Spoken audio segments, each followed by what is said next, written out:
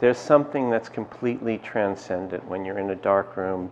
It's a red light. It's a magical place. It's like being in some kind of church in a way. There's water running. There's maybe some music on, and you're creating objects, and it's completely, for me at least, it was always a spiritual, emotional experience, and on the most basic level to the fullest level possible. Commercial paper started to be available in 1890s. So it's a process that's been going on for almost 140 years. So somehow you're connected to the history of the beginning of photography, because it's essentially the same process. It hasn't really changed much. My name is Chuck Kelton, and my lab is called Kelton Labs. It was started in 1987, and continues in a certain way to the present day. My work as a master printer is always to make the most pictorial and technically perfect image I can make for them, whether it's about focus or tonal range, or creating a dialogue with the tonal values in a print so that they all speak to each other. Because when you make a print, a black and white print, everything has to relate to each other to make it kind of a masterpiece. Analog is just, it refers to non-digital reproduction. So anything done with material like film and paper and optical printing is called now an analog process.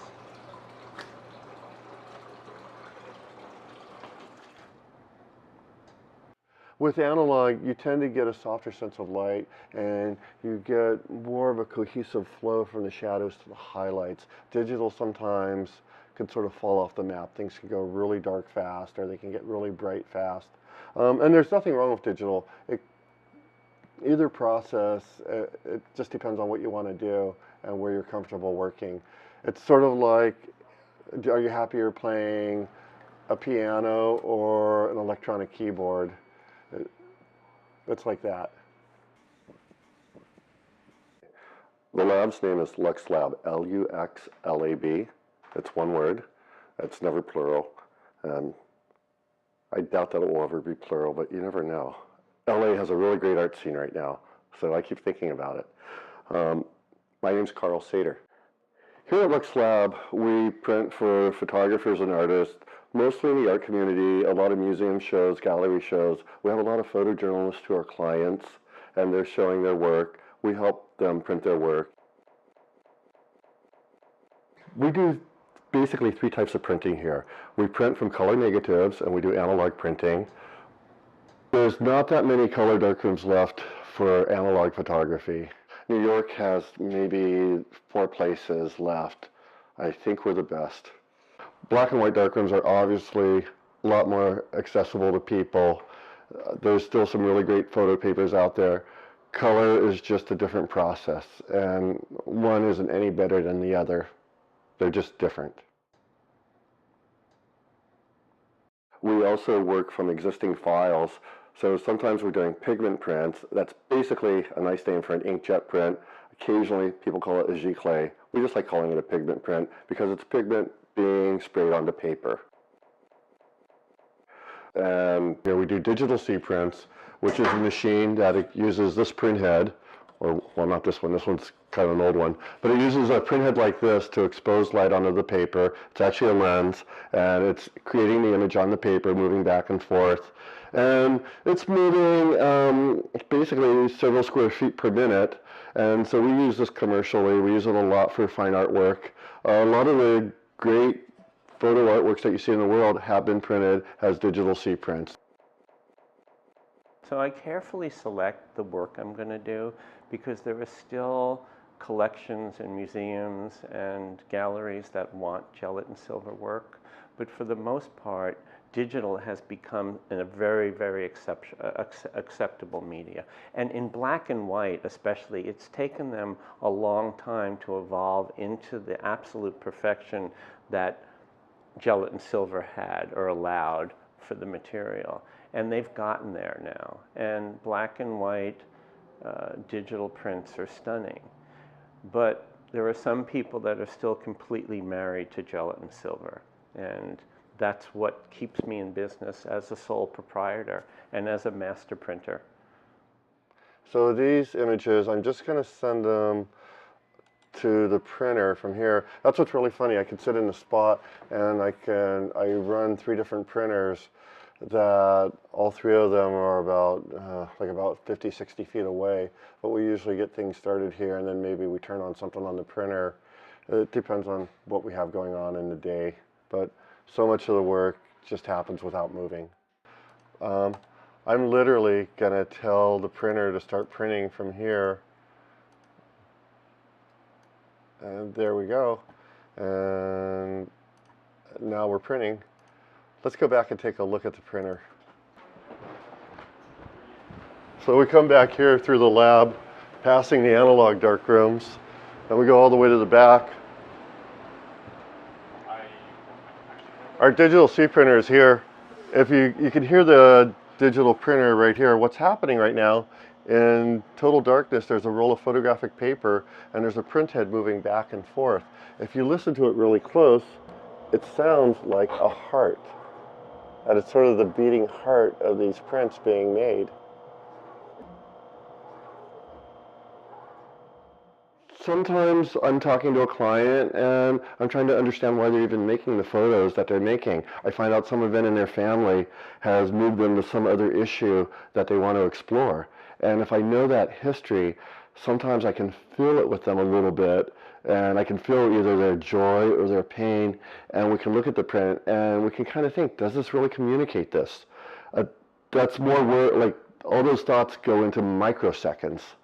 We don't actually think that far, but if I stop to explain it, that's what's going on.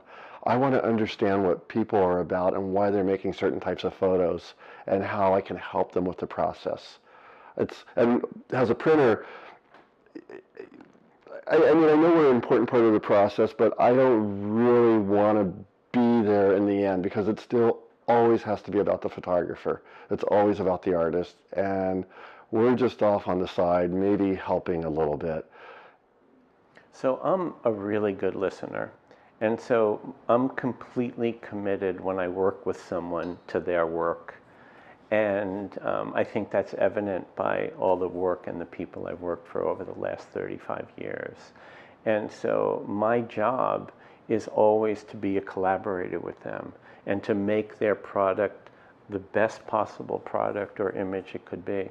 So whether it's Mary Ellen Mark or Danny Lyon or Lillian Bassman, I'm going to take their pictorial idea and maximize the effect of it, because my objective to make the most beautiful, fully realized image that I can make from their influence, their negative, and what they're actually trying to do with the image. Put a glove on, because you never want to put your hands in this.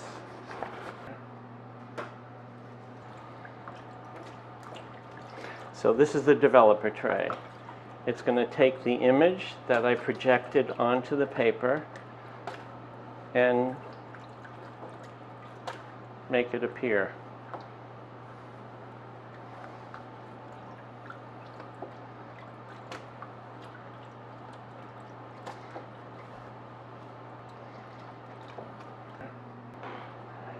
This is the stop bath. It stops the development.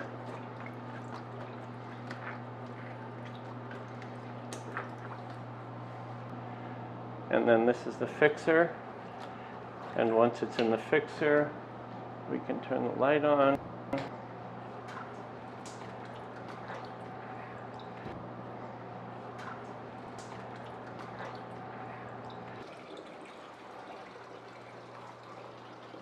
So that was previous, and what we did was we lightened this building. So here it's getting a little too dark. You almost don't see it in a kind of a natural way. So here the balance is very symmetrical. We darken this a bit, lighten that, so you keep moving up and down with your eye. We overall lightened the whole image and added a little more contrast. So within 10 minutes, we have 3 distinct interpretations of the same picture. I think there's a need to see pictorial space that's two-dimensional and to understand relationships between tones and objects and values. And so I think printing work allows you to discover that language. So if you're just taking pictures and you're seeing them on a computer screen, very, very different than actually realizing them as an object. The reason people print their photos, I mean, you can see everything. You can see it on an iPhone, you can see it on the computer screen. A lot of times when you print a photo, you're adding an air of importance to that image. If you're driven to make prints, then that's what you should do. You should find a way to do it. You can always start with a computer and a small inkjet printer. I think it's a process where you want to make a print, you want to look at it, you want to think about it, you want to think about what's going to be better about it. The other thing is to make sure that you go out and look at a lot of prints and look at photography and think about what's going on.